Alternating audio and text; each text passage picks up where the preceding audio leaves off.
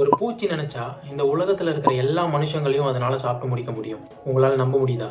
அது என்ன தெரியுமா? நம்ம எல்லார் வீட்லயும் ஒரு மூலையில கூடு கட்டி வாழ்ந்துட்டு இருக்கோம்ல, ஸ்பைடர். அதுதான்.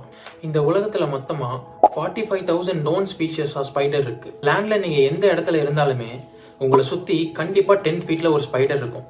பிகாஸ் ஸ்பைடர் எந்த ரீஜன்லயும் வாழக்கூடியது. அண்ட் சில ஸ்பைடர்ஸ் அண்டர் வாட்டர்ல கூட இருக்கு. 2017ல 2 European biologist Martin Nyffeler and Klaus Birkhofer ஒரு ரிசர்ச் பண்றாங்க.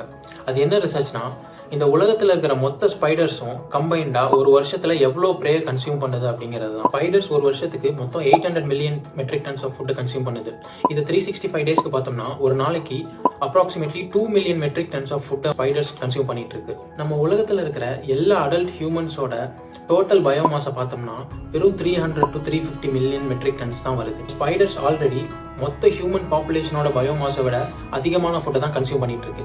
ஹியூமனோட பயோமாஸ் வெறும் 350 மில்லியன் தான். ஒரு நாளைக்கு கன்சியூம் பண்ற 2 மில்லியனை கணக்கு பண்ணோம்னா வெறும் 175 டேஸ்ல இந்த உலகத்துல இருக்கிற எல்லா மனுஷங்களையும் ஸ்பைடர்ஸ் காலி பண்ணிட முடியும். ஆனா அது பிராக்டிக்கலா நடக்குமான்னு பார்த்தா அதுக்கெல்லாம் வாய்ப்பே இல்லை. இந்த உலகத்துல இருக்கிற மோஸ்ட் ஆஃப் த ஸ்பைடர்ஸ் ஹியூமன்ஸோட ஸ்கின்னை கூட பெனிட்ரேட் பண்ண முடியாது. ஈவன் விஷம் இருக்கிற ஸ்பைடர்ஸ் கூட தன்னோட செல்ஃப் டிஃபென்ஸ்க்காக தான் மற்றவங்களை கடிக்கும்.